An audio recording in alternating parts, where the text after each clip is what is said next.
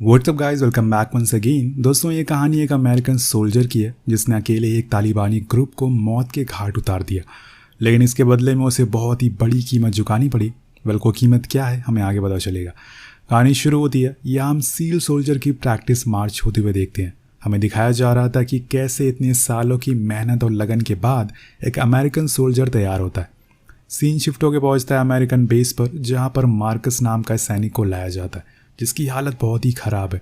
उसके कंधों पे कई गोलियां लगी है। डॉक्टर उसे पूरी कोशिश कर रहे हैं बचाने की, लेकिन आखिर उसके साथ ये सब हुआ कैसे और इसे कहाँ से लाया जा रहा है, इसके लिए हमें चलना पड़ेगा 5 दिन पहले फ्लैशबैक में। तो हम अफगानिस्तान में बने एक अमेरिकन कैंप को देखते हैं जहाँ पर बहुत से काबिल सैनिक एक साथ हैं और तभी उन्हें एक मीटिंग के लिए बुलाया जाता है। हालांकि ये मीटिंग उनके अगले मिशन की थी, जिसमें उन्हें बताया जाता है कि उन्हें अहमद शाह और उसके राइट हैंड तर्रानी को पकड़ना है, क्योंकि उसने यूएस आर्मी की नाक में दम कर दिया है। और इसके लिए सार्जेंट 4 लोगों को सेलेक्ट करते हैं जो सबसे काबिल और स्ट्रांग सोल्जर हैं, जिनके नाम होते हैं माइकल, मार्कस, डैनी और मैथ्यू। इन्हें बताया जाता है कि तुम्हें जंगल से होते हुए दिन कुछ नाम के गांव में पहुंचना है, लेकिन तुम्हें इस बात का ध्यान रखना है कि जिस रास्ते से तुम वहां जाने वाले हो वहां पर तुम्हारा सामना कई तालिबानी ग्रुप से भी होगा जो अमेरिकन के खून के प्यासे हैं, और साथ में वहां पर तुम्हें कुछ जहरीले सांप भी देखने को मिल सकते हैं। वेल, अब आगे बढ़ते हैं। जब तुम इस गांव के करीब पहुंच जाओगे तो हम तुम्हें 2 टीम दिलवा देंगे जो तुम्हारे ऊपर 24 घंटे नजर रखेगी, जिसमें से एक टीम हेलीकॉप्टर से भी होगी, लेकिन तुम्हें कैसे भी करके इन दोनों लोगों को जिंदा पकड़ कर लाना है। वहीं दूसरी ओर हम अहमद और उसके लोगों को पहली बार देखते हैं। वो एक गाँव में जाते हैं जहाँ पर उन्हें खबर मिली थी कि यहाँ के लोग यूएस आर्मी की मदद कर रहे हैं, और इसलिए वो एक एक करके सभी को मार देते हैं, वो भी उनके बच्चों के सामने। इधर रात में चारों सोल्जर पहाड़ी की ऊंचाई पर उतर जाते हैं। अब यहाँ से इनका सफर शुरू होता है। इन्हें धीरे धीरे करके आगे बढ़ना है और उस गांव के करीब पहुंचना है, जो कि वो कुछ ही समय बाद पहुंच भी जाते हैं। लेकिन जब ये दूरबीन से देखते हैं तो कहीं पे भी इन्हें अहमद और उसके लोग दिखाई नहीं दे रहे थे। इसलिए वो अपने बेस पर मैसेज देते हैं कि यहाँ पर हमें जैसी रिपोर्ट मिली थी वैसा कुछ भी नहीं है, सब कुछ क्लियर है। तो यूएस आर्मी अपने सारे प्लेन्स को वापस बुला लेती है और इन्हें ऑर्डर देती है कि आप लोग कुछ देर वहीं पर रुकिए, उसके बाद आपको भी वापस बुला लिया जाएगा। अब वहाँ सभी रिलैक्स हो जाते हैं और अपनी अपनी पोजीशन पर बैठ जाते हैं।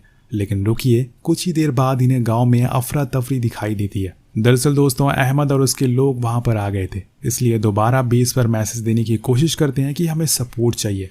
लेकिन अफसोस अब यहाँ कोई भी नेटवर्क नहीं आ रहा था, इसलिए इन्हें अब वहीं छुप कर बैठना पड़ेगा, क्योंकि इसके अलावा और कोई ऑप्शन नहीं है, क्योंकि अहमद और उसके लोग तादाद में बहुत ज़्यादा हैं और ये बस 4 हैं, और इसीलिए होशियारी यही है कि इन्हें यहाँ बैठे रहना चाहिए। लेकिन कुछ देर बाद मार्कस को कुछ महसूस होता है जैसे कि उनकी ओर कोई अपने कदम बढ़ा रहा है, इसलिए वो सभी को चौकन्ना रहने को बोलता है। ये असल में चरवाहे थे जो अपनी बकरियों को लेकर यहाँ पर आए थे, लेकिन इनमें से एक आदमी का पैर मार्कस से पैर से टच हो जाता है, जिससे उसे पता चल जाता है।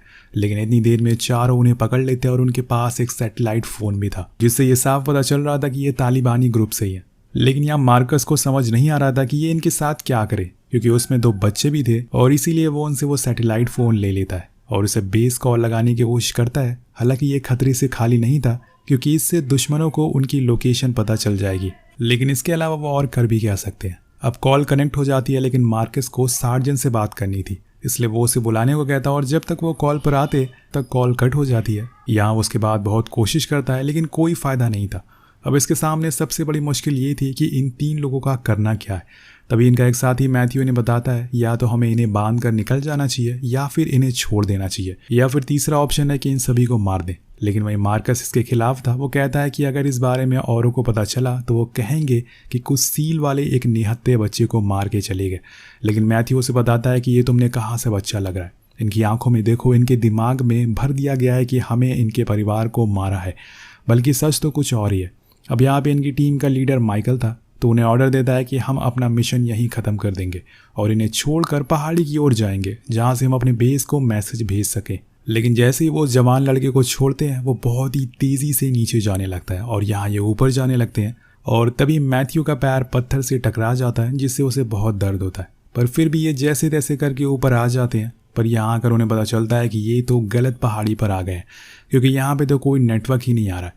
इसलिए डिसाइड करते हैं कि ये नीचे जाकर अलग अलग लोकेशन से नेटवर्क तक पहुंचने की कोशिश करेंगे। लेकिन नीचे जाते टाइम मार्कस को कुछ आवाज़ें सुनाई देती है। वो स्कोप से चारों ओर देखता है और उसे कुछ भी दिखाई नहीं देता, तब मैथ्यू नीचे जाता है तो देखता है कि दूसरी ओर पहाड़ी पर कई लोग उन्हीं का इंतजार में खड़े हैं, और तब उसे समझ आता है कि उस बच्चे ने जाकर तालिबानियों को सब कुछ बता दिया है हमारे बारे में।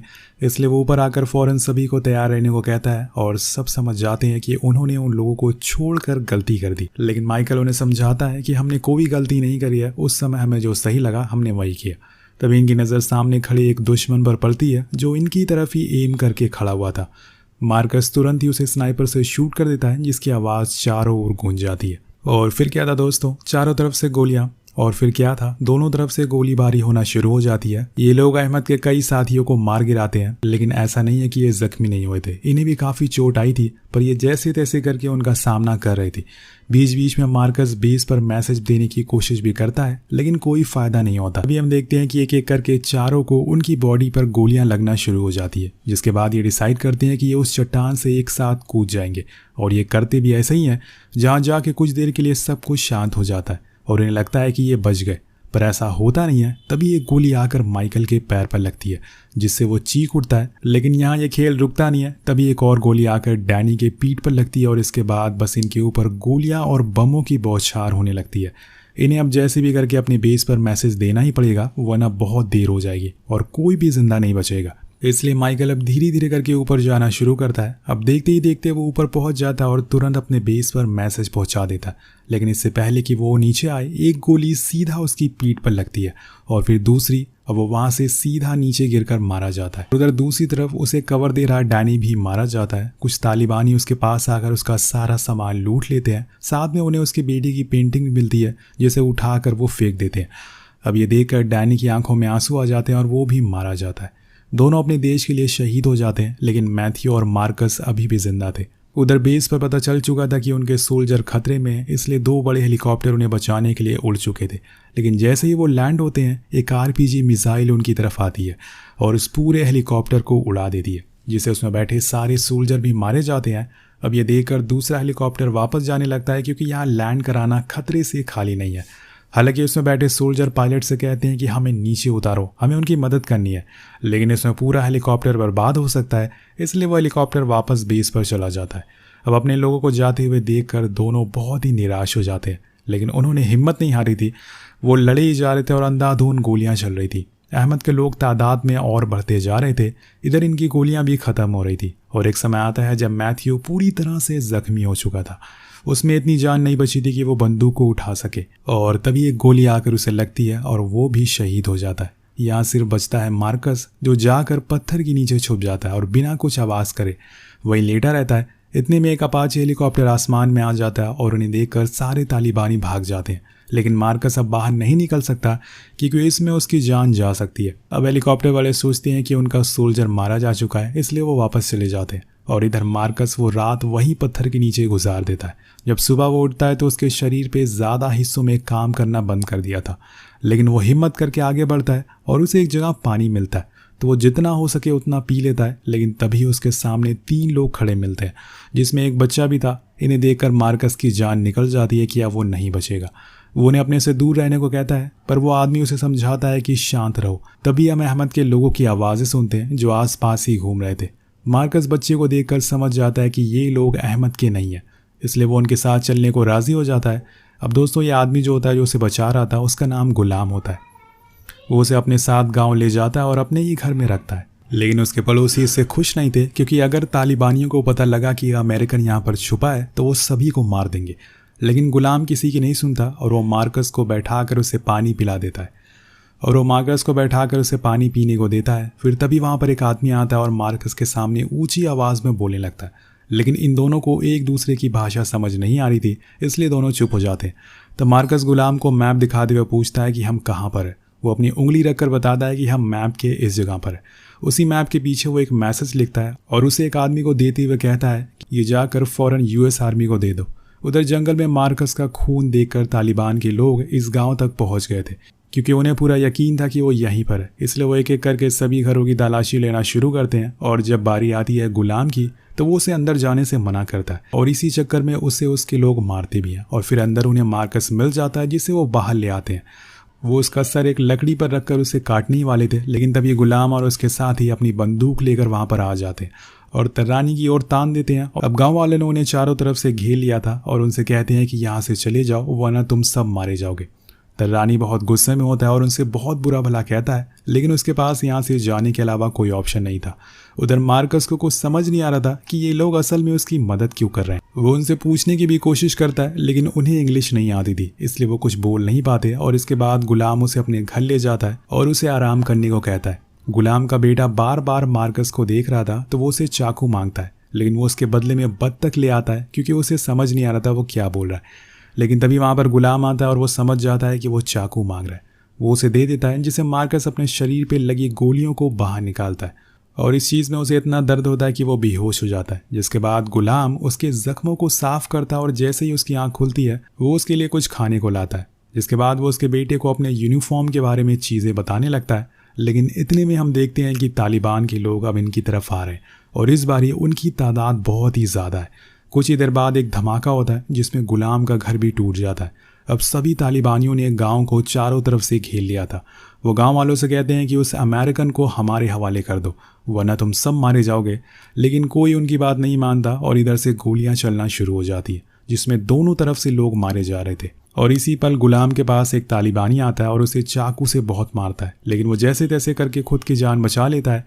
पर मार्कस को अकेला देखकर एक तालिबानी उसके पास आ जाता है और उसे मारने लगता है। इतनी देर में गुलाम का बेटा वहां चाकू लेकर आ जाता है, जिसकी मदद से मार्कस उस तालिबानी को मार डालता है। लेकिन दोस्तों इतना काफी नहीं था, अब चीजें बद से बदतर होने लगी थी। कुछ ही देर तक ये लोग उनका सामना कर सकते हैं, सभी मरने वाले थे। अगर सही मौके पर यूएस आर्मी नहीं आई तो सभी लोग मारे जाएंगे। लेकिन तभी हम देखते हैं कि आसमान में 3 अपाची हेलीकॉप्टर आ रहे हैं और सभी तालिबानी उसे देखकर भागने लगते हैं, लेकिन पायलट किसी को नहीं छोड़ता और सभी को मार डालता है। जिसके बाद वहां पर यूएस आर्मी के सोल्जर लैंड करते हैं और फौरन पूरे गांव को चारों तरफ से सील कर लेते हैं।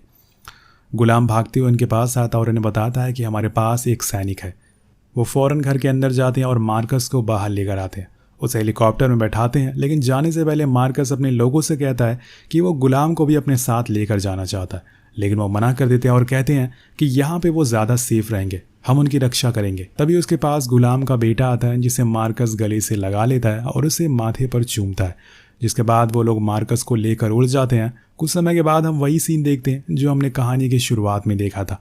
मार्कस अपनी जान से लड़ रहा है और उसकी सांसें रुक चुकी है। उसे लगातार शॉक दिया जा रहा है और आखिर में जाकर उसकी दिल की धड़कन वापस आ जाती है।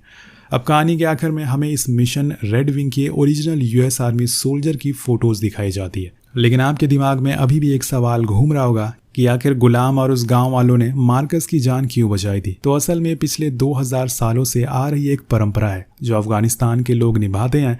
इसका नाम है पेश्तून वाली, जिसमें वो अगर किसी भी निहत्थे इंसान को दुश्मनों से घिरा हुआ पाते हैं या फिर किसी भी ऐसे इंसान को देखते हैं जो जख्मी है तो वो उसकी मदद करते हैं और उसे सही सलामत उसके घर तक पहुंचाते हैं। और ये सालों से करते हुए आ रहे हैं। हालांकि मार्कस को बचाने के बाद तालिबानियों ने गुलाम और उसके लोगों को बहुत ढूंढा, लेकिन वो कहीं नहीं मिले।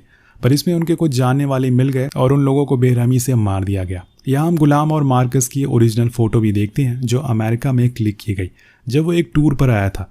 हालांकि मार्कस ने बहुत कोशिश करी कि वो जैसे भी करके उसे अमेरिका शिफ्ट कर दे, लेकिन वहाँ की सरकार इस चीज़ की परमिशन नहीं दी। पर गुलाम ने जो किया वो शायद मार्कस और उसके आने वाली कई पुश्तें सालों तक याद रखेंगी। गुलाम हमें अफगानिस्तान का दूसरा चेहरा दिखाता है जहाँ के लोग शांति चाहते हैं। मार्कस कभी गुलाम को भूल नहीं पाएगा क्योंकि जान बचाने की कीमत अनमोल होती है और उसका कर्ज कितना भी नायाब चीज़ देकर भी उतारा नहीं जा सकता। इसी के साथ ये कहानी ख़त्म हो जाती है। तो आपको कहानी कैसी लगी कमेंट करके ज़रूर बताएगा। मिलते हैं अगली वीडियो में। Peace out.